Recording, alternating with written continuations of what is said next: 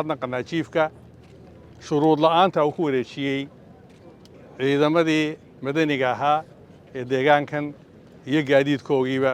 taani aad iyo aad baad ugu mahadsan tahay oo sida sharafta leh ee aan shuruudi ku xidhnayn aad u wareejisay ee janankii iyo wasiirka gaashaandhigga iyo cid waliba ay kaa guddoontay waanu kaa guddoonnay waanu idin mahadnaqannaa marti sharafta si aad noo soo sharafteen waynanu wada xidhiidhannaa aad iyo aadna waad u mahadsan tihiin mar labaad iyo mar saddexaadba deegaanka Tuur Cabdille iyo jiifka oo dee soo saaray maanta oo nooleeyey aad iyo aad baanu idinku mahadnaqannaa ilaahay idinkii kama dhigo markii ugu horreysay aynu kulanno markii u dambeysay alla kama dhigo oo markii ugu horreysay ilaahay idinka in badan baa la iman doonaa dowladdana faylkeyga waan gelin doonaa haddii alla yidhaaho Tuur Cabdille boqor saasaa marka aad iyo aad baad mahadsan tihiin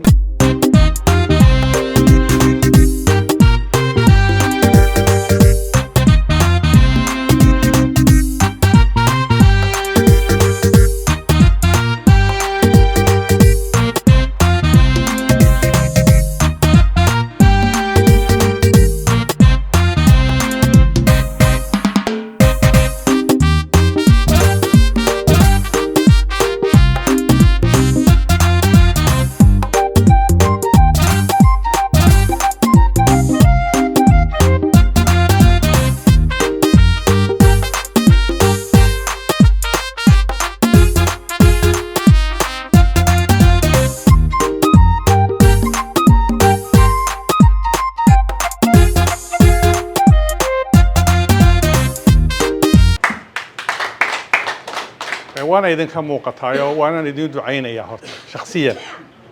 الله إذن كرامي أيوه مركا هرت أنا جنا وانا قفل حسين مركا هول مركا لقود ديره واحد تعيش هاي إن لقوا لقبته وأنا لو كذا يدين بعد تعيش هاي مركا أنو رجابة تكني خيره سيدا وانا أحسن نوصل دوية نوجو ديبي وحيا هو شنال قبته waa ka xasuusanahay reeraha kale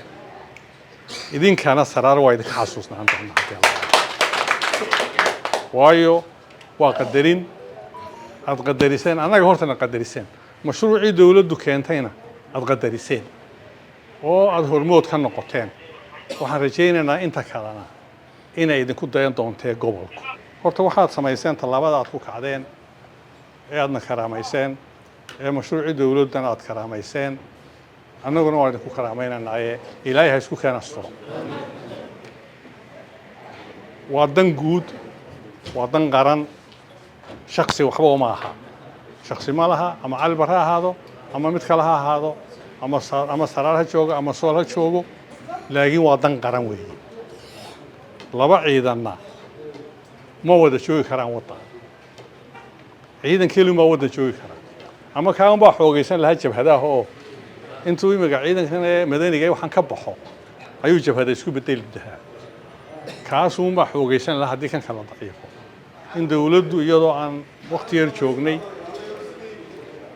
in loo badheero oo aanu fududayn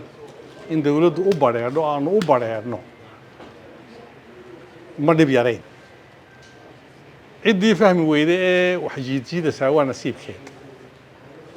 laakiin ciddii garatay se wanaag kale u garatay aad iyo aad baan ugu mahadnaqanaa dawlad ahaan midda waan idin xaqiijinaya nin warwareegay iyo nin carcaray nin dhuntan ina hayn maayo qori technical waa ku qasban yahay waanaanu ka qaadanaa dawlad ahaan baan kaga qaadanaa laakiin idinku si karaamo leh oo sharaf leh baad u dhiibteen allah idin karaameeyo codsiyadiinnii waa qaadi